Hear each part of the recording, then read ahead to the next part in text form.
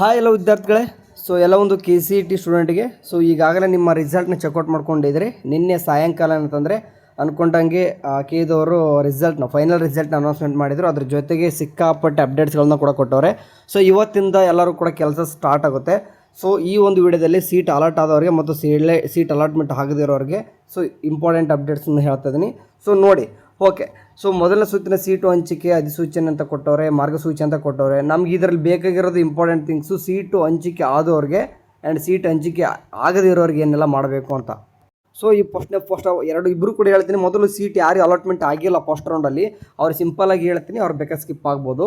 So ನೋಡಿ, engineering, veterinary, ಫಾರ್ಮಸೈನ್ಸ್, BS nursing, ಯೋಗ ಮತ್ತು naturopathy ಮುಂತಾದ ಕೋರ್ಸ್ಗಳು ಈ KCET ಕೋರ್ಸಸ್ ಅಷ್ಟೇ ಇದೆ ಫಸ್ಟ್ ರೌಂಡಲ್ಲಿ. ಸೊ ಈ ಎಲ್ಲ ಕೋರ್ಸ್ಗಳಿಗೂ ಕೂಡ ನೀವು ಆಪ್ಷನ್ ಎಂಟ್ರಿ ಮಾಡಿದ್ರಿ. ಸೊ ಸೀಟ್ ಏನಪ್ಪ ಅಂತಂದರೆ ನಾಟ್ ಅಲಾಟೆಡ್, ಅಂದರೆ ಯಾವುದೇ ರೀತಿಗೆ ಸೀಟ್ ಆಪ್ಷನ್ ಎಂಟ್ರಿ ಮಾಡಿದ್ರಿ ಆದರೂ ಕೂಡ ಸೀಟ್ ಸಿಕ್ಕಿಲ್ಲ ಅಂತಂದರೆ ಸೊ ನೀವು ಒಂದು ಏನು ಮಾಡಬೇಕಪ್ಪ ಅಂತಂದರೆ ಒಂದು ಕೆಲಸ ಮಾಡಬೇಕು. ಏನು ಕೆಲಸ ಅಂತಂದರೆ, ಈಗ ಸೆಕೆಂಡ್ ರೌಂಡ್ ಆಪ್ಷನ್ ಎಂಟ್ರಿ ಬಿಡ್ತಾರೆ, ಇವಾಗಲೇ ಬಿಡಲ್ಲ, ತುಂಬ ಡಿಲೇ ಆಗುತ್ತೆ. ಸೊ ಕಂಪ್ಲೀಟಾಗಿ ವೀಡಿಯೋ ವಾಚ್ ಮಾಡಿ ಬೇಕಾದ್ರೆ ಸೆಕೆಂಡ್ ರೌಂಡ್ ಯಾವಾಗ ಕೂಡ ಬರ್ತಂತ ಕೂಡ ಹೇಳ್ತೀನಿ. ಸೆಕೆಂಡ್ ರೌಂಡ್ ಆಪ್ಷನ್ ಎಂಟ್ರಿ ಬಿಟ್ಟಾಗ ಒನ್ ಟೈಮ್ ಏನಂತಂದರೆ ಆಪ್ಷನ್ ಎಂಟ್ರಿ ಪೋರ್ಟಲ್ ಒಳಗೆ ಲಾಗಿನ್ ಆಗಿಬಿಟ್ಟು ಸೇವ್ ಆ್ಯಂಡ್ ಸಬ್ಮಿಟ್ ಕೊಡಬೇಕು. ಹಂಗಾದರೆ ನೀವು ಇಂಟ್ರೆಸ್ಟ್ ಇರ್ತೀರ ಅಂತಂದು ತಿಳ್ಕೊಂಡು ನಿಮಗೆ ಪಾರ್ಟಿಸಿಪೇಟ್ ಮಾಡ್ಲಿಕ್ಕೆ ಬಿಡ್ತಾರೆ. ಇನ್ ಕೇಸ್ ನೀವು ಆಪ್ಷನ್ ಎಂಟ್ರಿ ಪೋರ್ಟಲಲ್ಲಿ ಲಾಗಿನ್ ಮಾಡಿಲ್ಲಕ್ಕಂದರೆ ನೀವು ಇಂಟ್ರೆಸ್ಟ್ ಇಲ್ಲ ಅಂತ ಅವ್ರು ಪರಿಗಣಿಸಿ ಏನು ಮಾಡ್ತಾರೆ, ನಿಮ್ಮನ್ನು ಹೊರಗೆ ಹಾಕ್ತಾರೆ ಅಷ್ಟೇ. ಓಕೆ, ಯಾರಿಗೆಲ್ಲ ಸೀಟ್ ಸಿಕ್ಕಿಲ್ಲ ಅವರು. ಓಕೆ, ಅಷ್ಟೊಂದು ಇಂಪಾರ್ಟೆಂಟ್ ಕೊಟ್ಟಿಲ್ಲ ನಿಮಗೆ. ಹಂಗಾಗಿ ಯಾಕಂದರೆ ನಿಮ್ಗೆ ಏನೂ ಕೂಡ ಚಾಯ್ಸ್ ಎಂಟ್ರಿ ಇಲ್ಲ, ಏನಿಲ್ಲ, ಡೈರೆಕ್ಟಾಗಿ ಸೆಕೆಂಡ್ ರೌಂಡ್ಗೆ ಹೋಗ್ತೀರಾ. ಈಗ ಸೀಟ್ ಅಲಾಟ್ಮೆಂಟ್ ಆಗಿದೆ. ಈಗ ಸದ್ಯಕ್ಕೆ ಆಲ್ಮೋಸ್ಟ್ ಎಲ್ಲರೂ ಕೂಡ ಸೀಟ್ ಅಲಾಟ್ಮೆಂಟ್ ಆಗಿದೆ. ಯಾಕಂದರೆ ಫಾರ್ ಎಕ್ಸಾಂಪಲ್ 90,000ಕ್ಕಿಂತ ಹೆಚ್ಚು ಇಂಜಿನಿಯರಿಂಗ್ ಸೀಟ್ ಅಲಾಟ್ಮೆಂಟ್ ಎಲ್ಲನೂ ಕೂಡ ಆಗಿದ್ದಾವೆ. ಸೊ ಹಂಗಾಗಿ ಎಲ್ಲ 1,40,000 ಸೀಟ್ಗಳಲ್ಲಿ ಕೇವಲ ಉಳಿದಿರೋದು 10,000 ಸೀಟ್, ಅಂದರೆ ಆಲ್ಮೋಸ್ಟ್ ಎಲ್ಲರೂ ಕೂಡ ಸೀಟ್ ಸಿಕ್ಕಿದೆ ಅಂತಲೇ ಹೇಳ್ಬೋದು. ಆ್ಯಂಡ್ ಇನ್ನೂ ಕೂಡ ಮೆಡಿಕಲ್ಲು, ಡೆಂಟಲ್ಲು, ಆಯುಷು ಮತ್ತು B ಫಾರ್ಮಾ, D ಫಾರ್ಮಾ ಮತ್ತು MCC ಕೌನ್ಸಿಲಿಂಗಲ್ಲೂ ಕೂಡ ಸ್ಕಿಪ್ ಆಗ್ತಾ ಹೋದರೆ ಹುಡುಗರು ಏನಾಗ್ತಾರೆ ಅಂತಂದರೆ ಇನ್ನೂ ಕೂಡ ಆ್ಯಡ್ ಆಗ್ತಾ ಹೋಗ್ತಾರೆ. ಆ್ಯಂಡ್ ಅದ್ರ ಜೊತೆಗೆ ಇನ್ನೂ ಕೂಡ ಸೀಟು ಕೂಡ ಇನ್ಕ್ರೀಸ್ ಆಗ್ತಾ ಹೋಗ್ತವೆ. ಸೆಕೆಂಡ್ ರೌಂಡಲ್ಲಿ ನಿಮಗೆ ಒಂದು clear picture, second round cut off ಒಂದು ಕ್ಲಿಯರ್ ಪಿಕ್ಚರ್ ಸಿಗುತ್ತೆ. ಥರ್ಡ್ ರೌಂಡ್ವರೆಗೂ ಕೂಡ ವೆಯ್ಟ್ ಮಾಡಿದವ್ರಿಗೆ ಒಳ್ಳೆ ಕಾಲ ಸಿಗುತ್ತೆ. ಇವಾಗಲೇ ಹೇಳ್ತಿದ್ದೀನಿ. ಸರಿ, ಈಗ ಮೊದಲ ಸುತ್ತಿನ ಸೀಟು ಹಂಚಿಕೆಗೆ ಸೀಟ್ ಸಿಕ್ಕಾದ್ಮೇಲೆ ಏನೆಲ್ಲ ಮಾಡಬೇಕು ಕಂಪ್ಲೀಟಾಗಿ. ಸೊ ಇದನ್ನಿಷ್ಟೆಲ್ಲ ಓದೋ ಬದಲು ಸಿಂಪಲಾಗಿ ಹೇಳ್ತೀನಿ, ಯಾವುದೆಲ್ಲ ಎಲ್ಲ ಕೋರ್ಸಸ್ಗೆ ಕೋರ್ಸ್ ವೈರ್ ಏನಾಗಿದೆ ಸಪ್ರೇಟಾಗಿ ನಿಮಗೆ ಶೆಡ್ಯೂಲ್ ಅನ್ನೋದು ಬಿಟ್ಟಿದ್ದಾರೆ. ಈಗ ನೋಡಿ, ಈ ಫಸ್ಟ್ ಥಿಂಗ್ ಏನು ಮಾಡ್ಬೇಕಂತಂದರೆ ಚಾಯ್ಸ್ ಎಂಟ್ರಿ ಮಾಡಬೇಕು. ಸೀಟ್ ಸಿಕ್ಕಿತ್ತಂತಂದರೆ ನೆಕ್ಸ್ಟ್ ಸೀಟ್ ಸಿಕ್ಕ ಮೇಲೆ ಚಾಯ್ಸ್ ಎಂಟ್ರಿ ಮಾಡಲೇಬೇಕು. ಏನು ಚಾಯ್ಸ್ ಮಾಡ್ತಿರೋ ಅನ್ನೋದು ನಿಮಗೆ ಬಿಟ್ಟಿದ್ದು. ಓಕೆ, ಚಾಯ್ಸು 1 ಕೊಡ್ತಿರೋ ಅಥವಾ 2 ಕೊಡ್ತಿರೋ, 3 ಕೊಡ್ತಿರೋ, 4 ಕೊಡ್ತಿರೋ, ಅದೆಲ್ಲನೂ ಕೂಡ ನಿಮಗೆ ಬಿಟ್ಟಿದ್ದು. ಸೊ ಕಂಪ್ಲೀಟಾಗಿ ಈ ವಿಡಿಯೋ ನೋಡಿದ ತಕ್ಷಣ ನೆಕ್ಸ್ಟ್ ನಿಮಗೆ ಚಾಯ್ಸ್ 1, 2, ನಾವು 3 ವಿಡಿಯೋ ಹಾಕ್ತೀನಿ. ಚಾಯ್ಸ್ 1 ಬಗ್ಗೆ ಸಪ್ರೇಟು, ಆ್ಯಂಡ್ ಚಾಯ್ಸ್ 2 ಬಗ್ಗೆ ಒಂದು ಸಪ್ರೇಟು, ಚಾಯ್ಸ್ 3 ಆ್ಯಂಡ್ 4 ಬಗ್ಗೆ ಸಪ್ರೇಟ್ ವಿಡಿಯೋ. ಓಕೆ, ಸೊ 3 ಕೂಡ ಕಂಪ್ಲೀಟಾಗಿ ವಿಡಿಯೋ ವಾಚ್ ಮಾಡಿ ಕರೆಕ್ಟಾಗಿ ಫುಲ್ ಕ್ಲಿಯರಾಗಿ ಹೇಳಿದ್ದೀನಿ, ಆಯಿತಾ?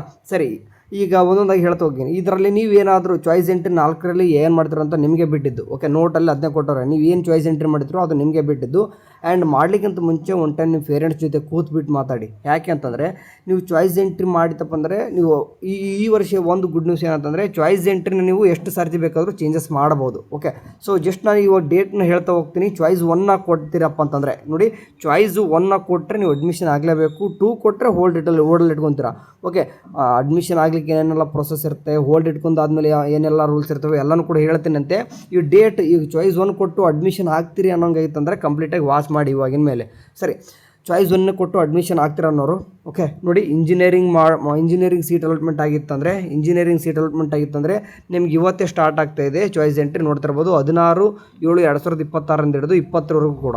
ಸೊ ಒಂದು 4ರಿಂದ ಅಂದರೆ ಒಂದು 5 ದಿನ ಅಂತೂ ಟೈಮ್ ಇದೆ ನಿಮಗೆ ಚಾಯ್ಸ್ ಎಂಟ್ರಿ ಮಾಡಲಿಕ್ಕೆ. ಸೊ ಅಂದರೆ 5 ದಿನ ಆದಮೇಲೆ ನೀವು ಅಂದರೆ 20ನೇ ತಾರೀಕುವರೆಗೂ ಕೂಡ ನಾವು ಏನು ಕೂಡ ಮಾಡಬಾರ್ದು, ಬರೀ ಚಾಯ್ಸ್ ಎಂಟ್ರಿ ಅಂತ ಅನ್ನೋಂಗಿಲ್ಲ. ನೀವು ಇವತ್ತೇ ಚಾಯ್ಸ್ ಎಂಟ್ರಿ ಮಾಡಿದರೆ ಇವತ್ತೇ ನೀವು ಪೇಮೆಂಟ್ ಕೂಡ ಮಾಡ್ಬೋದು.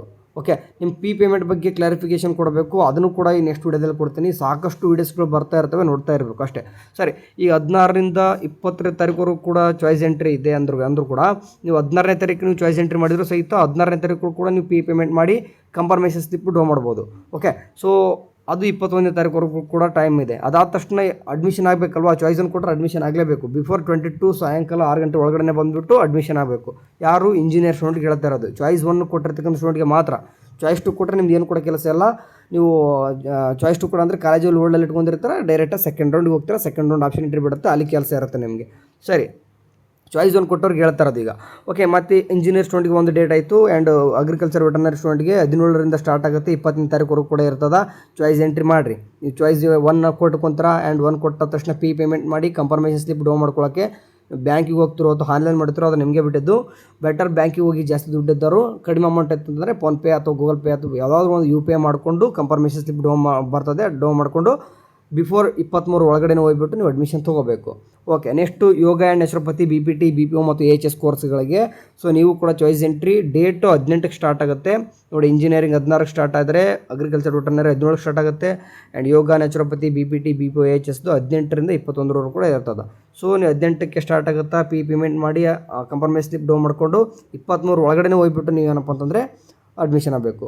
ಸೊ ನೋಡಿ, ಕಾಲೇಜ್ ಏನಪ್ಪ ಅಂತಂದರೆ ಇದರಲ್ಲಿ ಈ ಒಂದು ಥಿಂಗ್ಸ್ ಏನಂತಂದರೆ, ನೀವು ಎಕ್ಸೆಪ್ಟ್ ಮೆನ್ಷನ್ ಮಾಡೋರು ಕೌನ್ಸಿಲಿಂಗ್ ನಡೆಸಲು ವೇಳಾಪಟ್ಟಿಯಲ್ಲಿನ ಲಭ್ಯವಿರುವ ಸೀಮಿತ ಸಮಯವನ್ನು ಗಮನದಲ್ಲಿಟ್ಟುಕೊಂಡು ಭಾಗವಹಿಸುತ್ತಿರುವ ಎಲ್ಲ ಸಂಸ್ಥೆಗಳು, ಕಾಲೇಜುಗಳು ಎಲ್ಲ ಶನಿವಾರ ಮತ್ತು ಭಾನುವಾರ ಮತ್ತು ಸಾರ್ವತ್ರಿಕ ರಜೆ ದಿನಗಳನ್ನು ಕೆಲಸದ ದಿನಗಳಂದೇ ಪರಿಗಣಿಸಲು ಸೂಚಿಸಿದೆ. ಅಂದರೆ ಈಗ ನೀವು ಪೇಮೆಂಟ್ ಏನೋಪ್ಪ ಇವಾಗ ಫಾರ್ ಎಕ್ಸಾಂಪಲ್ ಇವತ್ತು ಡೇಟು ಇವಾಗ ಗೊತ್ತಿರುವಾಗ ಇವತ್ತು 16 ತಾರೀಕಿದೆ.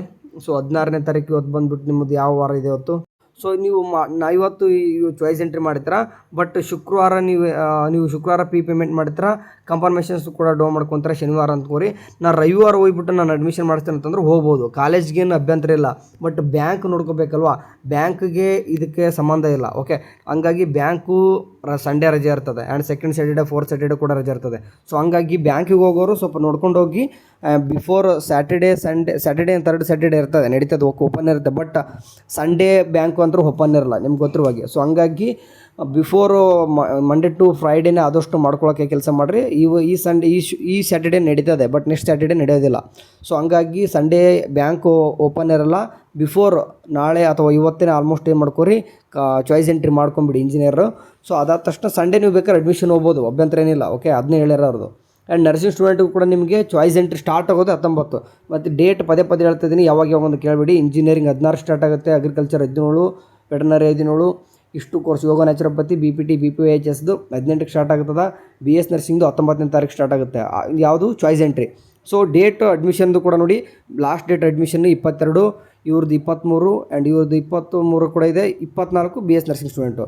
ಸೊ ಎಲ್ಲರಿಗೂ ಕೂಡ ಆಲ್ಮೋಸ್ಟ್ 4ರಿಂದ 5 ದಿನಗಳ ಟೈಮ್ ಕೊಟ್ಟವ್ರೆ.